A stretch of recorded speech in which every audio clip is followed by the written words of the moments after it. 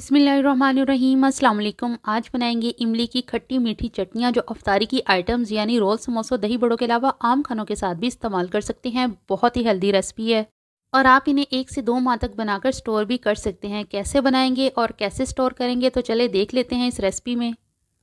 तो रेसिपी पसंद आए तो चैनल को ज़रूर सब्सक्राइब कीजिएगा। तो चले बढ़ते हैं अपनी रेसिपी की तरफ। बिस्मिल्लाहिर्रहमानिर्रहीम। तो इसके लिए इमली का प्योर पल्प लिया है मैंने और 500 ग्राम इमली को 3 से 4 घंटे 2 कप पानी में भिगो के रख देंगे और इसके बाद साफ हाथों से मसल कर गुठलियाँ निकाल लेंगे। इमली को भिगोने के लिए बहुत ज़्यादा पानी का इस्तेमाल नहीं करेंगे, नहीं तो पानी ड्राई करने में काफ़ी टाइम लग जाएगा। अब इमली के इस काढ़े पल्प को चॉपर या फिर ब्लेंडर या ग्राइंडर जार में पीस कर एक स्मूथ सा पेस्ट बना लेंगे और 3 से 4 मिनट तक चॉपर या ग्राइंडर जार को वक्तन फ़वक्तन चलाएंगे और बंद करेंगे। तो ये स्मूथ सा पेस्ट जो है वो तैयार है और लुक इसकी जो है वो इस तरह से स्मूथ बननी चाहिए। अब एक पतीली को फ्लेम पर रखेंगे और फ्लेम जो है वो नीचे से फ़िलहाल स्लो ही रखेंगे और इस गाढ़े इमली के पल्प को जो हमने ग्राइंड किया था वो शिफ्ट कर देंगे पतीली में। अब इमली के इस अमेज़े में दालचीनी का एक लगभग 1.5 इंच का टुकड़ा, हाफ टेबल स्पून ज़ीरा, 5 से 6 अदद लौंग और 8 से 10 साबुत काली मिर्च ऐड करेंगे। कुछ स्पाइसेस ऐड करेंगे जिसमें हाफ टी स्पून नमक, हाफ टी स्पून सुर्ख लाल मिर्च पाउडर, हाफ टी स्पून हल्दी पाउडर, हाफ टी स्पून काली मिर्च पाउडर और हाफ टी स्पून कुटी हुई लाल मिर्च।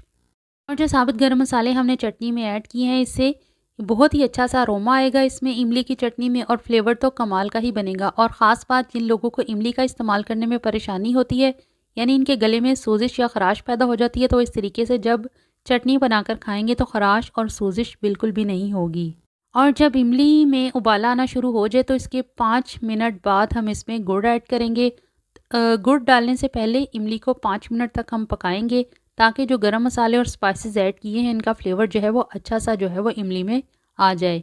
अब गुड़ डालने के बाद आंच को हल्की कर देंगे और पतीली को कवर करके गुड़ के मेल्ट होने तक हम इसे पकाएंगे। 500 ग्राम इमली के लिए मैंने गुड़ भी 500 ग्राम ही लिया है। जितनी देर में गुड़ मेल्ट होता है उतनी देर में हम अपनी ग्रीन चटनी रेडी कर लेते हैं, जिसके लिए मैंने एक मुट्ठी भर धनिया लिया है और इसको बारीक बारीक कट कर लेंगे।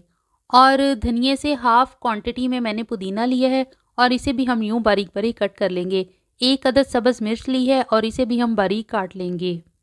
अगर आप ज़्यादा स्पाइस पसंद करते हैं तो 2 से 3 भी सब्ज़ मिर्चें कट करके चटनी में ऐड कर सकते हैं। अब इन तीनों अज़्ज़ा को अच्छी से इस तरह बारीक पीस लेंगे, पर ब्लेंडर या ग्राइंडर में मत पीसिएगा क्योंकि इसमें पीसते वक्त हमें थोड़ा सा पानी का इस्तेमाल करना पड़ता है और हम इस चटनी में ज़रा भी पानी ऐड नहीं करेंगे। ग्रीन चटनी बारीक पीसने के बाद अब इसको एक साइड पर कर देंगे और अब हम अपनी इमली की चटनी को देख लेते हैं। तो यहाँ गुड़ जो है वो बहुत अच्छे से मेल्ट हो चुका है और चटनी गाढ़ी हो चुकी है और इसमें 2 चुटकी के करीब इस स्टेज पर अजवाइन ऐड करेंगे और तकरीबन आधा घंटा गुजर चुका है इस चटनी को पकते हुए और ये अच्छे से गाढ़ी हो चुकी है। अब इसको मज़ीद 10 मिनट तक और पकाएंगे ताकि जो इसके ऊपर से झाग है वो ख़त्म हो जाए। तो चटनी यहाँ बनके बिल्कुल तैयार है और झाग इसके ऊपर से ख़त्म हो गई है। फ्लेम मैंने ऑफ़ कर दिया है। फ़िलहाल ये पतली महसूस हो रही है लेकिन इसे गाढ़ा मज़ीद नहीं करेंगे, ठंडी होने पर यह गाढ़ी हो जाएगी। अब इस पतीली में से आधे से ज़्यादा मैं एक जार में निकाल रही हूँ ये चटनी और ये गर्म है इसलिए मैं इसे शीशे के जार में निकाल रही हूँ। प्लास्टिक वगैरह में गर्म चीज़ डालने से गुरेज करें। अब 1 से 1.5 कप के करीब चटनी पतीली में छोड़ देंगे और फ्लेम को नीचे से दोबारा ऑन करेंगे और जो हमने ग्रीन चटनी बना के रखी थी वो 2 टेबलस्पून भर के इसमें ऐड कर देंगे, मिक्स करेंगे और साथ ही फ्लेम जो है वो ऑफ़ कर देंगे क्योंकि अगर इस चटनी को हमने ज़्यादा पकाया तो इसमें कड़वाहट जो है वो आ जाएगी। बस साथ ही फ्लेम ऑफ़ कर देंगे ग्रीन चटनी डालकर। अब ये चटनी बिल्कुल रेडी है और इसे भी हम एक अलग बाउल में निकाल लेंगे। ये इमली की ग्रीन चटनी जो है वो स्पेशल दही बड़ों के लिए है। वैसे आप इसे कचौरियों, समोसों और रोल्स के साथ भी सर्व कर सकते हैं। तो हमारी दोनों किस्म की चटनियाँ जो हैं वो बन के बिल्कुल रेडी हैं। आप इन्हें रोल्स, समोसों, कचौरियों, दही बड़ों, फ्रूट चाट के साथ इस्तेमाल करें, उनका जायका जो है ये डबल कर देंगी और ये हाजमे में भी बहुत ही मदद देती हैं। अगर आप जी भर के फ्राई चीज़ें भी खा लेते हैं, इस चटनी का इस्तेमाल करें। आपको फ्राई चीज़ें जो है आपकी तबीयत पर ज़रा भी बोझ न है वो नहीं बनेंगी। इन्हें 1 से 2 माह बासानी स्टोर कर सकते हैं लेकिन आप इन्हें शीशे के एयर टाइट कंटेनर में बंद करके रखिएगा और वो भी फ्रिज में, तो ये बासानी 2 माह भी निकल सकती हैं और इनका जायका जो है वो बिल्कुल भी ख़राब नहीं होगा।